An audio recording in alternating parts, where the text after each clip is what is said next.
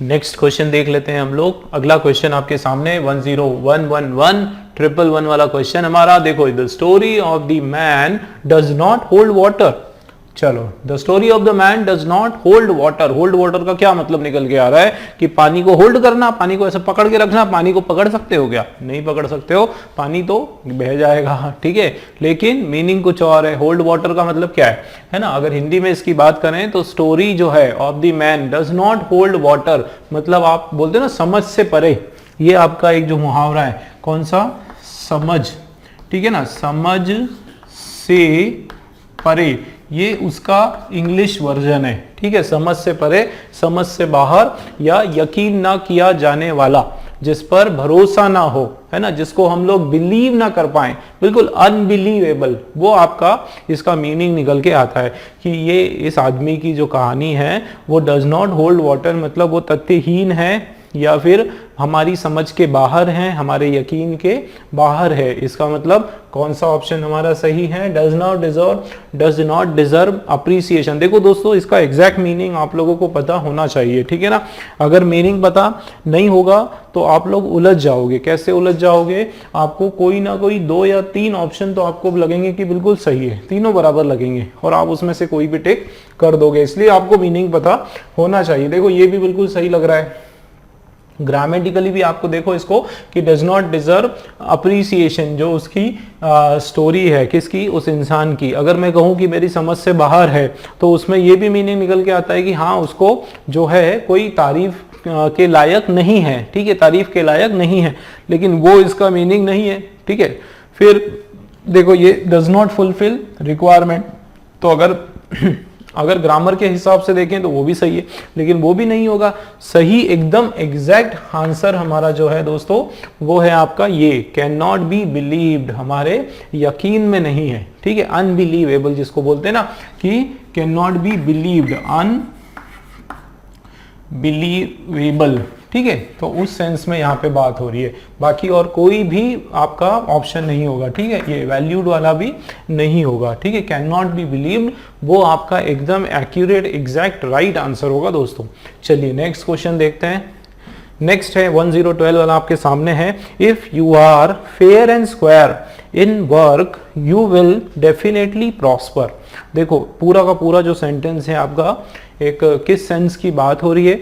आप देखो, एक पॉजिटिव सेंस का आपका ये पूरा का पूरा सेंटेंस है ना। क्या इसमें बोला जा रहा है कि if you are fair and square, कि यदि आप जो है वो कौन हो? फेयर एंड स्क्वायर हो इन वर्क, काम में आप कौन हो? फेयर एंड स्क्वायर है। देखो, फेयर का मतलब क्या होता है? फेयर का मतलब आपका राइट, ट्रू, इस तरीके से बात हो रही है ना, मतलब ईमानदारी की बात हो रही है कि यदि, ठीक है, क्या बात हो रही है कि यदि आप जो है ईमानदार हो, है ना। फेयर और स्क्वायर वो बोलने का तरीका है, ईमानदार हो किसमें, या फिर इंग्लिश में क्या हो जाएगा? यदि आप ऑनेस्ट हो, किसमें ऑनेस्ट हो? अपने काम में ऑनेस्ट हो, तो आप क्या होगा आपके साथ कि आपको डेफिनेटली, है ना, एकदम निश्चित ही आपको, आप आगे अग्रसर होंगे, आगे बढ़ेंगे, प्रॉस्पर होंगे, ठीक है। जीवन में जो है धनवान बढ़ेंगे, आगे बनेंगे। तो ये तो आपका इजी है। फेयर एंड स्क्वायर का मतलब होता है दोस्तों एक्टिव नहीं होता है, हार्ड वर्किंग नहीं होता है, ऑनेस्ट। क्या होता है दोस्तों? ऑनेस्ट आपका जो है राइट आंसर है। फ्रेंडली भी आपका नहीं होगा, ठीक है। तो एग्जैक्ट आंसर जो होता है, एग्जैक्ट मीनिंग जो होता है इस मुहावरे का, फेयर एंड स्क्वायर इडियम का, वो होता है ऑनेस्ट, ठीक है। चलिए नेक्स्ट क्वेश्चन देखते हैं दोस्तों। नेक्स्ट क्वेश्चन आपके सामने है दोस्तों। ये भी हमारे जो क्वेश्चन है इडियम फ्रेजेस, इडियम्स के क्वेश्चन है पर्टिकुलरली। देखो क्या है इसमें, all knew that he had an axe to grind and turn down his offer. देखो फिर से देखते हैं इसको। ऑल न्यू मतलब सबको पता है, ठीक है ना। क्या पता है? दैट ही हैड, उसके पास है, क्या है? एन एक्स टू ग्राइंड, ठीक है, एक एक्स है। एक्स मतलब क्या होता है? कुल्हाड़ी। और ग्राइंड मतलब एकदम पीसने के लिए, उसको बिल्कुल एकदम चूर करने के लिए, ठीक है। तो an axe to grind and turn it down, and turn down, और फिर क्या किया कि टर्न डाउन कर दिया हिज ऑफर। तो यहाँ पे किस तरह की बात हो रही है? वो जो भी पर्टिकुलर पर्सन है उसके कैरेक्टर की बात हो रही है, ठीक है। उसके कैरेक्टर की बात हो रही है। क्या बात हो रही है? कि सबको पता है ना, कि ये जो पर्टिकुलर बंदा है इसके पास एन एक्स टू ग्राइंड है। इसका मतलब है कि इस एन एक्स टू ग्राइंड जो है इसका एक मीनिंग निकल के आता है खुद का एक कोई हिडन स्वार्थ होना, है ना, कोई ना कोई एक हिडन पर्पस होना। ये हैविंग सम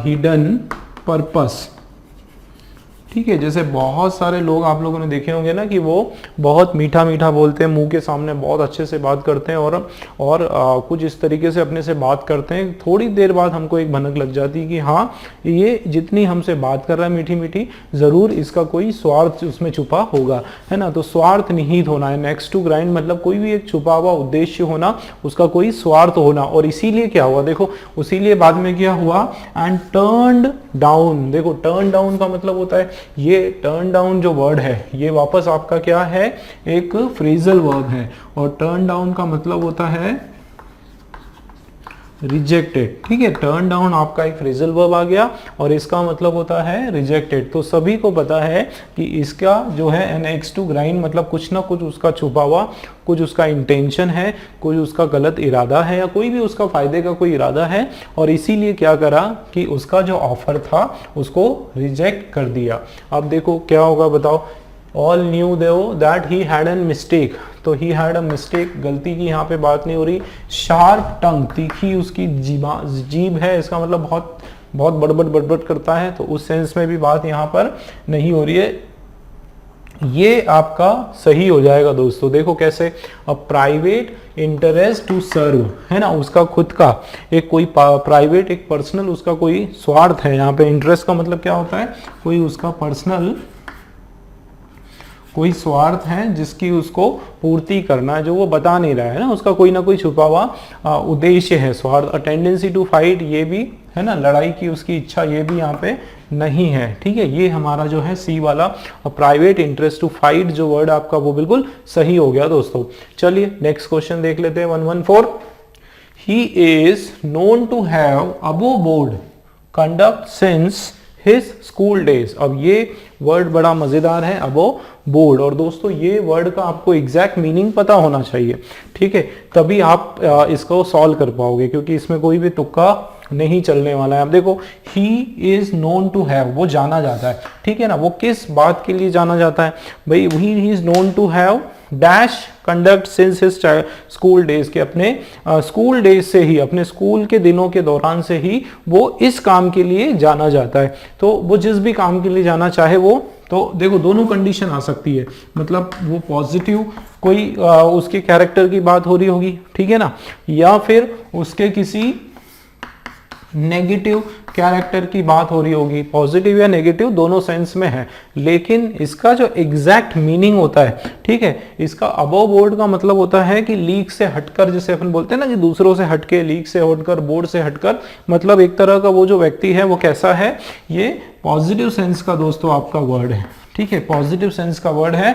और इसका मतलब निकल के आता है ये आपका ऑनेस्ट एंड स्ट्रेट फॉरवर्ड। ऐसा व्यक्ति जो बिल्कुल स्ट्रेट फॉरवर्ड होता है, जो भी उसको बातें बोलनी होती है वो पीठ के पीछे किसी की बुराई नहीं करता, वो बिल्कुल सामने किसी को भी कुछ बोलना होता है तो वो सामने जवाब देता है, और वो जेन्युइन होता है, मतलब वो ईमानदार ऑनेस्ट व्यक्ति होता है। ऐसे व्यक्ति को कहा जाता है अबव बोर्ड, ठीक है। तो ऐसे इस पर्टिकुलर पर्सन की बात हो रही है क्या, कि he is known to have, वो किस बात के लिए जाना जाता है, अपनी ईमानदारी और अपनी स्ट्रेट फॉरवर्ड, है ना, एकदम हाजिर जवाबी जिस तरीके के बोलते हैं ना, कि उस चीज के लिए वो जाना जाता है। और conduct since his school days, अपने स्कूल दिनों से ही वो इस तरह का व्यक्ति है। दूसरे कुछ एग्जाम्पल ये देख लेते हैं। बोस्टिंग पर्सन, देखो बोस्टिंग पर्सन वो होता है जो बहुत बड़ी बड़ी अपनी हाँकता है, जो बहुत अपनी बार बार, बोस्टिंग पर्सन ऐसा होता है जो हमेशा अपनी ही तारीफ करता है, ठीक है, जिसको अपन सेल्फ सेंटर्ड या सेल्फ अप्रिसिएशन, ऐसा बंदा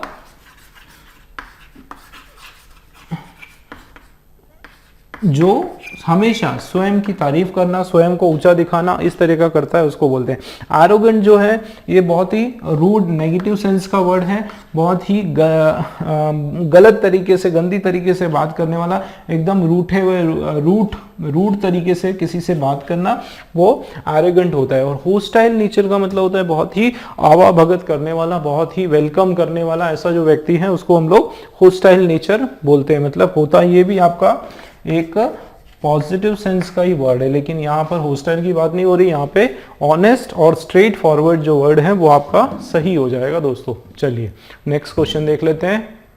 चलिए दोस्तों नेक्स्ट क्वेश्चन देख लेते हैं। ये आपका वापस से आपका जो है ईडियम का क्वेश्चन है। देखो इसके अंदर हमारा एक ईडियम है लो हैंगिंग फ्रूट। लो हैंगिंग फ्रूट हिंदी में अगर इसका मीनिंग देखें तो ऐसा फल जो काफी नीचे लटका हुआ है ना, काफी नीचे हैंग कर रहा है, लो हैंगिंग। और दूसरा वाला आपका जो ईडियम है वो है आपका all bark and no bite. ठीक है, तो क्वेश्चन पढ़ने से पहले ही मैं इसका मीनिंग बता देता हूँ कि लो हैंगिंग फ्रूट जो है उसका क्या मीनिंग होगा। चलिए क्वेश्चन ही पढ़ते हैं। ठीक है, अभी से बता देंगे तो फिर आप कैसे अपना माइंड लगाएंगे। ठीक है, आप दिमाग लगाएं कि क्या होना चाहिए, है ना। देखो क्या है क्वेश्चन, क्या है, it is an example of, ठीक है क्या लिखा हुआ है, it is an example of a low hanging fruit for smart people to grab and make money. ठीक है, कि ये कोई भी पर्टिकुलर जो क्वेश्चन है उसकी बात हो रही है कि ये एक एग्जाम्पल है। वो ये एक एग्जाम्पल किसका है, अ लो हैंगिंग फ्रूट का, एक बहुत ही नीचे झूलता हुआ फ्रूट है। किस लिए, किस लोगों के लिए, फॉर स्मार्ट पीपल, एक स्मार्ट पीपल के लिए, to grab and make money. To grab का मतलब होता है एकदम उसको जकड़ लेना, पकड़ लेना, और मनी पैसा बनाना। तो क्या हो सकता है सेंस, आप देखो दोस्तों एग्जैक्ट मीनिंग इसका पता होना चाहिए वरना बहुत कंफ्यूजिंग है। मैं आपको पहले ही बता रहा हूं, ये जितना इजी लग रहा है उतना इजी ये है नहीं। ठीक है ना, लो हैंगिंग फ्रूट, तो नॉट वर्दी, नॉट वर्दी का मतलब होता है it is an example of not worthy for, तो नॉट वर्दी आपका नहीं होगा। नॉट वर्दी का मतलब होता है नॉट इम्पॉर्टेंट या नॉट नीडेड, है ना, इसकी जरूरत ही नहीं है ना, नॉट आवश्यक, आवश्यक ना होना, ये सेंस नहीं होगा। वेरी ल्यूक्रेटिव, ल्यूक्रेटिव का मतलब होता है बहुत ज्यादा प्रॉफिटेबल, बहुत ज्यादा फायदा पहुंचाने वाला, उसको बोलते हैं वेरी ल्यूक्रेटिव, है ना। तो वेरी ल्यूक्रेटिव का मतलब होता है प्रॉफिटेबल। भाई आप लोग ही बताओ क्या होना चाहिए, वेरी प्रॉफिटेबल है। उसके बाद इजीली अचीव्ड, जिसको आसानी से हम लोग प्राप्त किया जा सके। अनप्रोडक्टिव मतलब जिससे, जो प्रोडक्टिव नहीं है, जो उसमें बिल्कुल प्रोडक्टिव नहीं है। तो यहाँ पे आप देखो कि कम से कम प्रोडक्टिव की तो बात नहीं हो रही है कि ये it is an example of unproductive, low hanging fruit for smart people, है ना, प्रोडक्शन की बात नहीं हो रही। चलिए मैं बता देता हूँ इसका जो राइट आंसर है दोस्तों आपका ये है, क्या है, इजीली अचीव्ड। भाई कितने सारे क्लोजली रिलेटेड आपके ऑप्शंस दिए हुए हैं, लेकिन मैं आपको बताऊंगा बिल्कुल तुक्का नहीं चलेगा, मन से कुछ नहीं चलेगा, कोई लॉजिक, कोई ट्रिक, कुछ नहीं, सीधा इसका आंसर आप लोगों को पता होना चाहिए, दैट्स इट। और लो हैंगिंग फ्रूट जो है उसका मतलब होता है कोई चीज जो आसानी से प्राप्त की जाए, है ना, उसको ऐसे आप समझ सकते हो कि ऐसा फल जो काफी नीचे है, हम लोग आसानी से उसको तोड़ सकते हैं। लेकिन बहुत सारे बच्चे बहुत अलग अलग तरीके से भी इसको सोचेंगे, इसलिए मैं बोलता हूँ कि आप जो है सीधा उसका मीनिंग याद रखो, दिमाग में रखो कि लो हैंगिंग फ्रूट का मतलब होता है इजीली अचीव, दैट्स इट। चलिए नेक्स्ट क्वेश्चन पे चलते हैं। The commission is all bark and no bite, all bark and no bite as it has lacunae। ठीक है, तो all bark and no bite as it has lacunae।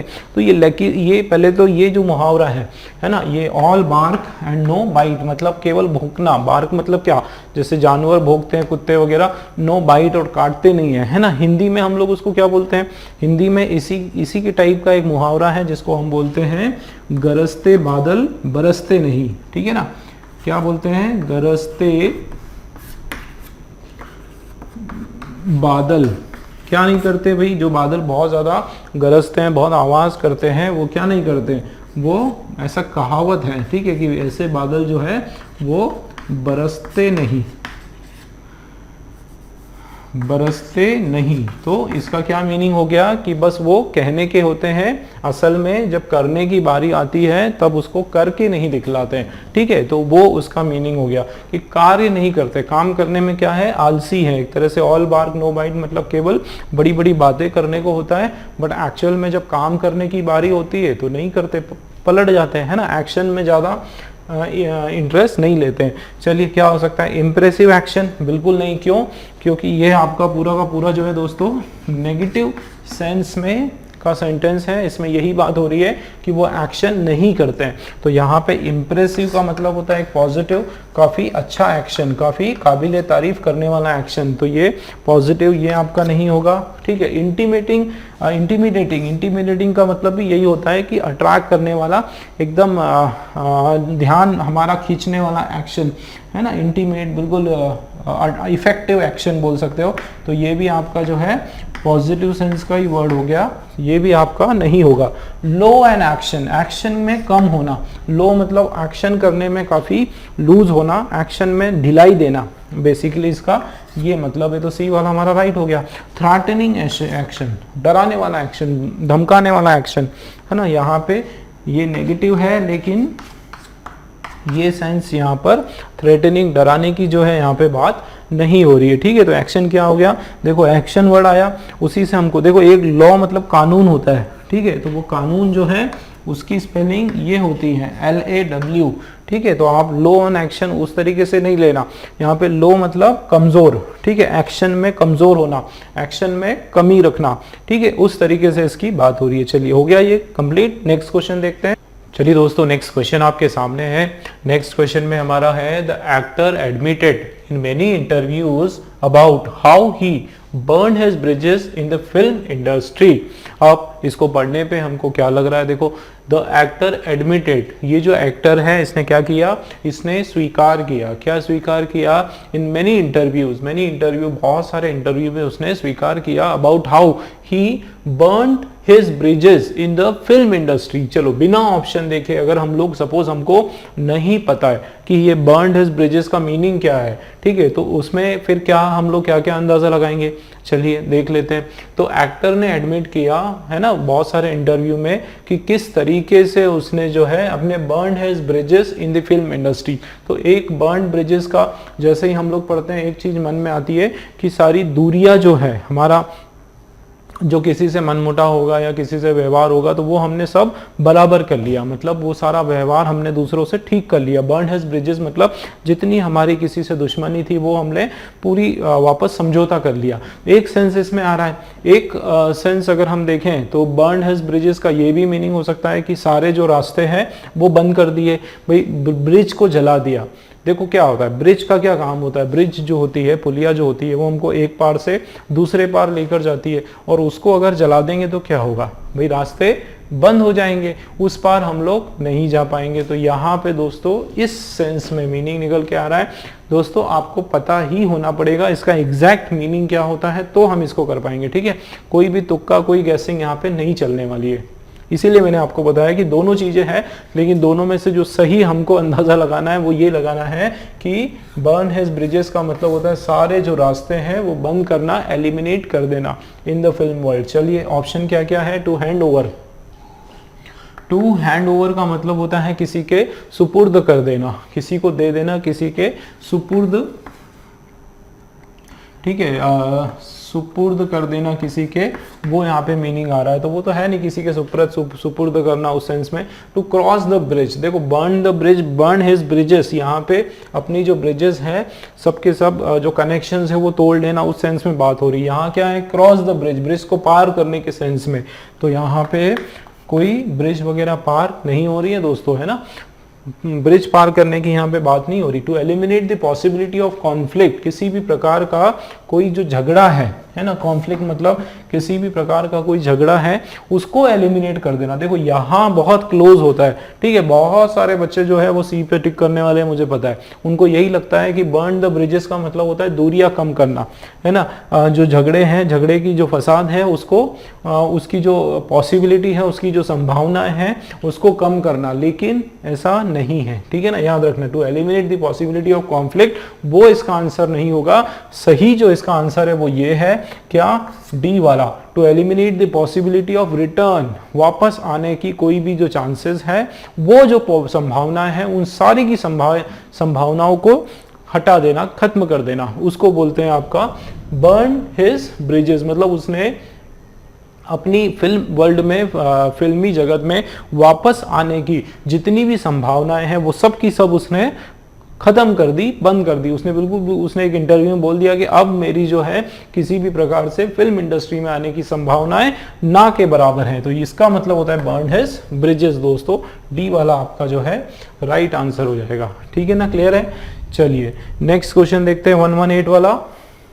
The house party got out of hand. चलिए house party जो है out of hand चले गई। Out of hand चले गई मतलब क्या हो गई, आउट ऑफ कंट्रोल जाने से सेंस में आ रहा है ना। पार्टी जो है वो आपे से बाहर, कंट्रोल से बाहर हो गई, मतलब एक कहीं ना कहीं कुछ ना कुछ नेगेटिव सेंस में इसकी बात हो रही है ना। आउट ऑफ कंट्रोल चले गई मतलब नेगेटिव सेंस में यहाँ पे बात हो रही है। लैक ऑफ इंटरेस्ट, है ना। तो लैक ऑफ इंटरेस्ट मतलब जो हाउस की जो पार्टी है उसके अंदर क्या नहीं रहा, उसमें कोई रुचि नहीं रही, इंटरेस्ट नहीं रही। तो वो सेंस में तो यहाँ पे मुझे नहीं लगता, हाँ उस सेंस में हम लोग बात इसमें नहीं कर रहे हैं। हालांकि ये भी आपका नेगेटिव सेंस का वर्ड है।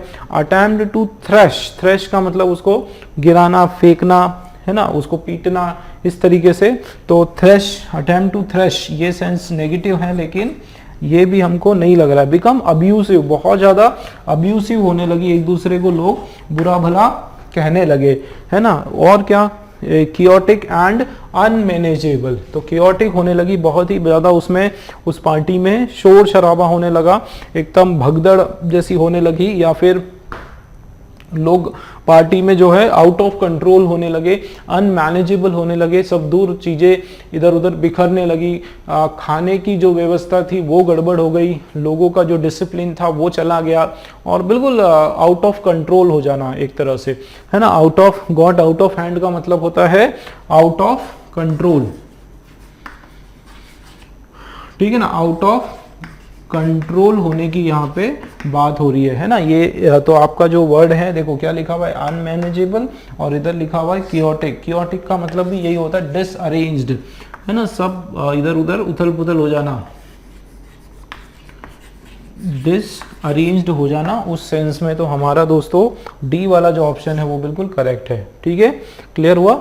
चलिए नेक्स्ट क्वेश्चन देखते हैं दोस्तों। नेक्स्ट क्वेश्चन आपके सामने है, देखो क्वेश्चन हमारा 119 वाला जो है, दो my dream of playing basketball went up in smoke I helped others getting that. देखो क्या यहाँ पर बात हो रही है, देखो इसमें ये बताया जा रहा है कि दो my dreams of playing basketball, कि मेरा जो सपना था, क्या मेरा जो सपना था बास्केटबॉल खेलने का, वो सपना क्या हो गया, वो वेंट अप इन स्मोक, वो धुएं में चला गया, है ना। धुएं में चला गया का मतलब क्या होता है, धुएं में चला गया का मतलब बिखर गया, है ना, बिखर गया, बिल्कुल मिट गया, है ना। वो जिसको बोलते हैं निश्तो नाबूद हो गया, है ना। इस तरीके से बोला जाता है ना कि मेरा जो सपना था बास्केटबॉल खेलने का, वो पूरी तरीके से वो नहीं, पूरा नहीं हो पाया, वो बिल्कुल बिखर गया। तो ये वेंट अप इन स्मोक का ये जो मीनिंग है दोस्तों, ये आपका निकल के आ रहा है बिखर जाना, ठीक है, बिखर गया, इस तरीके से यहाँ पे बात हो रही है। तो बिखर गया, ठीक है। अब सो उसने क्या किया, इन स्मोक, तो उसके कारण जब उसका तो वेंट अप इन स्मोक, इसका मतलब है कि वो पूरा नहीं हो पाया, उसका जो सपना था क्रिकेट खेलने का, वो सॉरी बास्केटबॉल खेलने का, वो तो पूरा नहीं हो पाया। तो इसलिए फिर उसने क्या किया, आई हेल्प्ड अदर्स गेटिंग दैट, कि मैंने दूसरों की हेल्प की उनके सपने प्राप्त करने के लिए, उनके सपनों को साकार करने के लिए, कोचिंग देके बास्केटबॉल टीम उसकी बास्केटबॉल सिखाकर। चलिए तो ऑप्शंस क्या क्या है हमारे पास। अकम्प्लिश जो है दोस्तों, ये आपका पॉजिटिव वर्ड है, और अकम्प्लिश का मतलब होता है हासिल करना।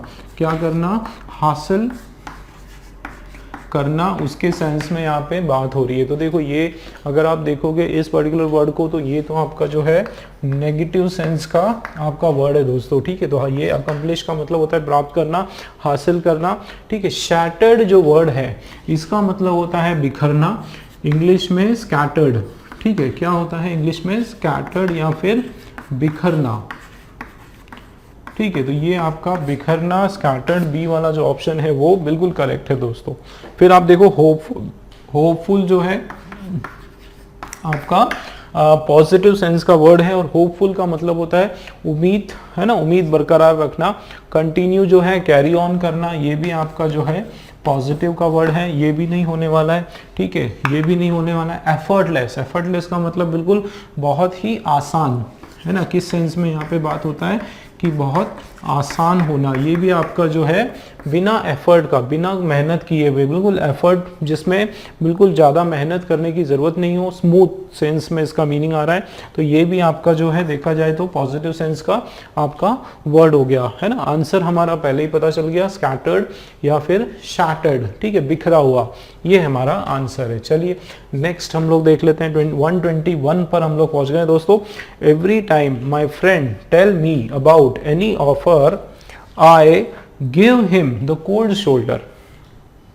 हर समय मतलब जब भी, है ना, किस तरीके से बात हो रही कि जब भी जो है मेरा दोस्त मुझे किसी प्रकार के किसी ऑफर की बात करता है तो मैं क्या करता हूँ, I give him a cold shoulder. देखो कोल्ड शोल्डर का मतलब होता है ठंडे शोल्डर का मतलब होता है उस चीज को इस तरीके से, कोल्ड शोल्डर इसका मतलब होता है उसको टाल देना, है ना, उसको एक तरह से उसमें इंटरेस्ट ना लेना, उस सेंस में बात हो रही कि वो चीज़ जो है बहुत ज़्यादा उसमें उसको इंटरेस्ट से नहीं बताना, ठीक है। तो इसमें देख लेते हैं, तो टू हरी, तो कोल्ड शोल्डर जो है टू हरी जल्दीबाजी करना, तो ये तो नहीं होगा, ठीक है। टू टेक समथिंग लाइटली, किसी चीज़ को बहुत एकदम लाइटली लेना, हाँ ये हो सकता है कि कोल्ड शोल्डर है, किसी चीज़ को जो है क्या करना, एकदम लाइटली लेना, हल्के में लेना।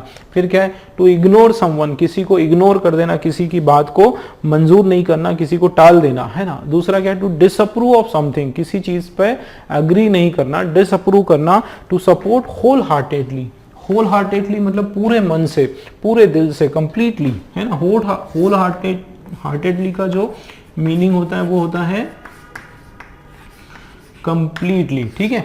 अब दोस्तों यहाँ पे वापस से आप लोग कंफ्यूज हो जाओगे। देखो टू इग्नोर समवन, ये भी उसके सेंस में आ रहा है। अगर हम लोग इसको पढ़ेंगे हमको लगेगा कि हाँ ये जो है इग्नोर वाला भी सही हो सकता है। Every time my friend tell me about any offer, कि हर टाइम मेरा जो दोस्त है वो मुझे किसी ऑफर के बारे में बात करता है ना, तो मैं उसको क्या करता हूँ, मैं उसको give him a cold shoulder दे देता हूँ, है ना। इसका मतलब मैं उसको इग्नोर कर देता हूँ, है ना। आप लोगों को लग रहा होगा ये भी ठीक है, या फिर ये भी मीनिंग में आ रहा है। देखो अगर कोई भी मेरा दोस्त है जो मुझे कभी भी किसी ऑफर के बारे में बोलता है तो मैं क्या करता हूँ, आई टू टेक समथिंग लाइटली, मैं उसकी बात को बहुत ही, देखो कोल्ड शोल्डर बिल्कुल लग भी रहा है हमको कि हम उसको क्या कर रहे हैं, एकदम लाइटली लेना, किसी चीज को सीरियस ना लेना, तो क्या बोलेंगे, टू टेक समथिंग लाइटली, तो ये भी हो सकता है। फिर सी डी वाला आप देखो, टू डिसअप्रूव ऑफ समथिंग, किसी चीज के लिए क्या कर देना, डिसअप्रूव कर देना, उसके लिए बिल्कुल मना कर देना क्लियरली।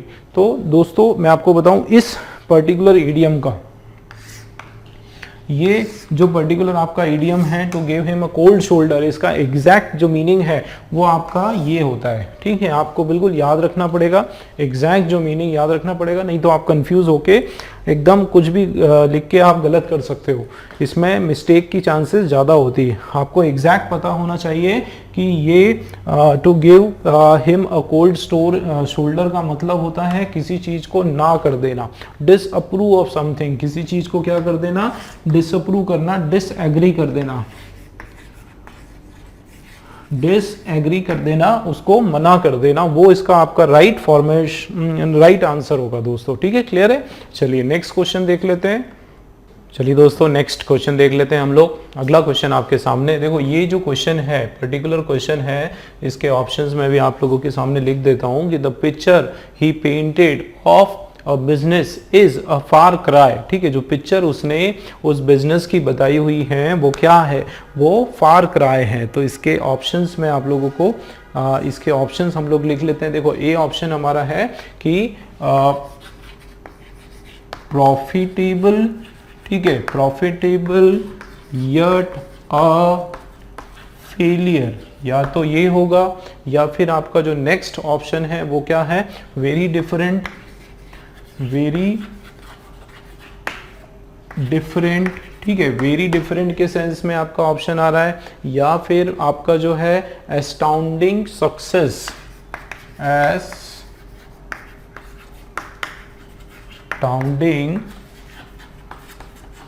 सक्सेस वो आ रहा है, या फिर caring and sincere, caring and sincere, या फिर आपका जो लास्ट ऑप्शन है वो क्या हो गया, problematic and confusing, problematic and confusing, ठीक है। तो ये आपके सामने ऑप्शन है दोस्तों, इसमें से आप लोगों को बताना है। देखो क्या है, the picture he painted of a business is a far cry, जो पिक्चर उसने उस बिजनेस की पेंट की, यहाँ पे पेंट करने का मतलब एक्चुअल में कोई पिक्चर पेंट करना नहीं, उसको जिस तरीके से उसने बताया बिजनेस के बारे में, जिस तरीके से उसने प्रेजेंट किया, यहाँ पे पेंटेड का मतलब होता है प्रेजेंटेड,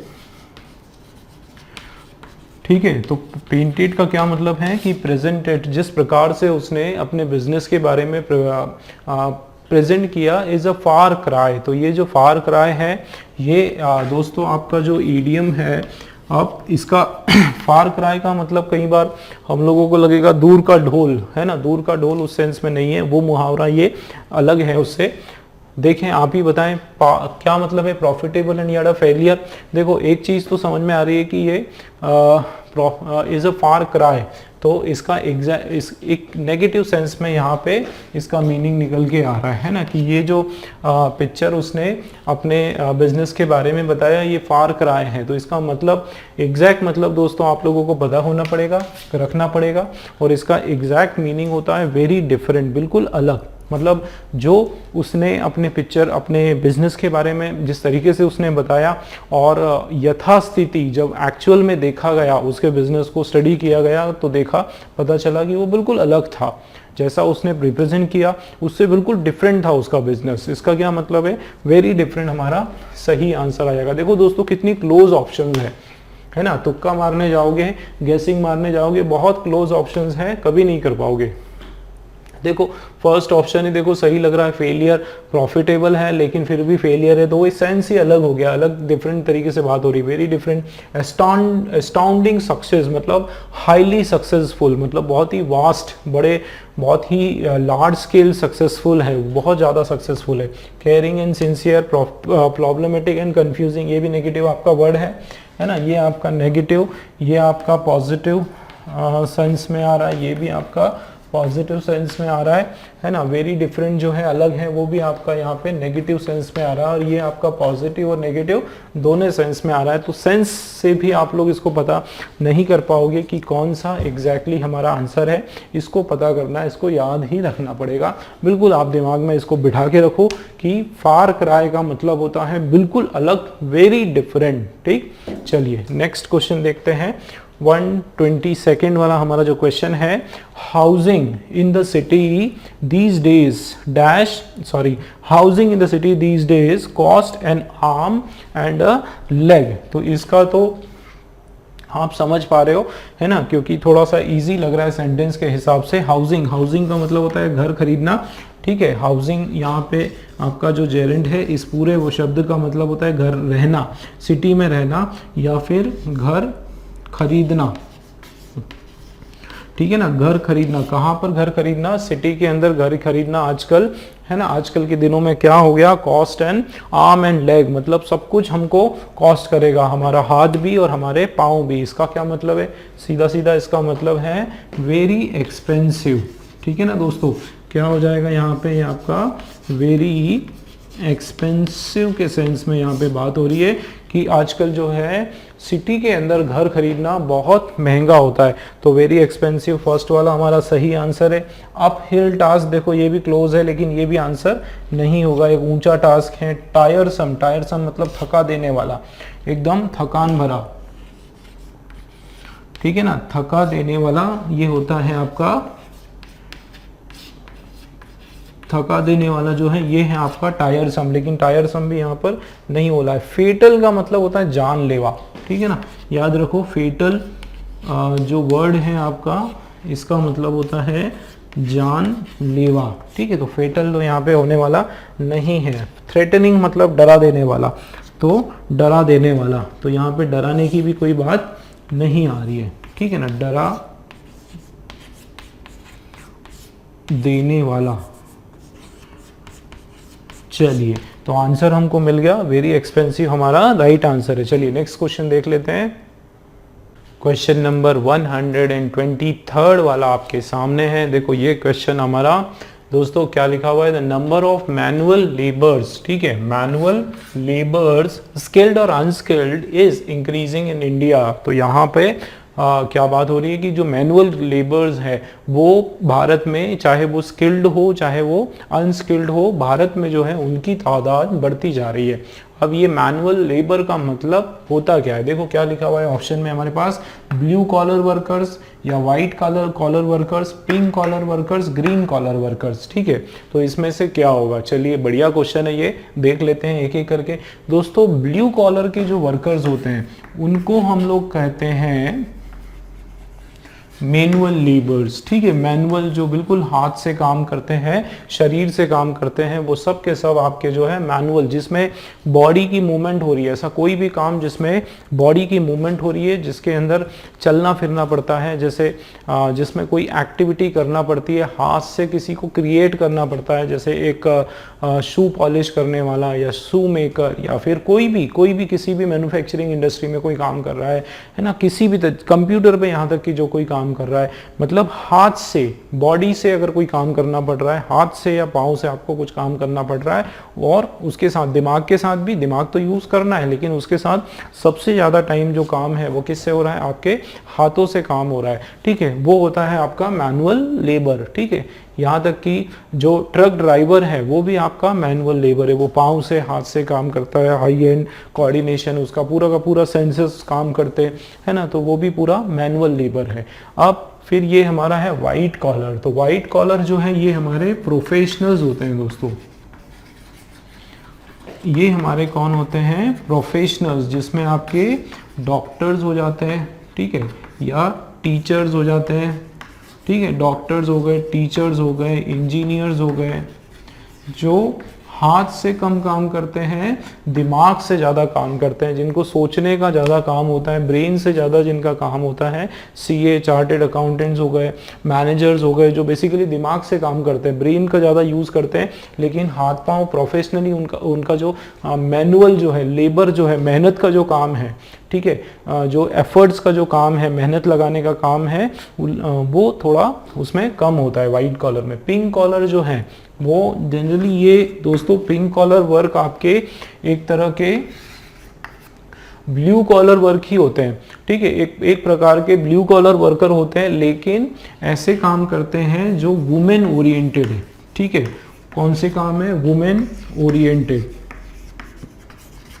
जैसे स्पा वगैरह में काम करना, या फिर जैसे जो वुमेन सलून जो होता है, लेडी सलून जो होता है उसके अंदर काम करना, है ना, या फिर कुछ ऐसे छोटे मोटे घर के किचन के, जैसे फूड कुकिंग वगैरह हो गया, है ना, जिसमें वुमेन ओरिएंटेड वर्क जो वुमेन्स जनरली करती है, वो काम अगर कोई जेंट्स कर रहा है ना, जैसे नर्सिंग का काम हो गया, नर्सेज जो होती हैं हॉस्पिटल्स में, तो मेल नर्स भी होते हैं उसमें, आपने देखा है। तो इस प्रकार के जो वर्क है, वुमेन ओरिएंटेड जो वर्क है, उसको कहते हैं पिंक कॉलर वर्कर्स। और ग्रीन कॉलर वर्कर्स जो होते हैं, जो इन्वायरमेंट बेस्ड वर्क करते हैं,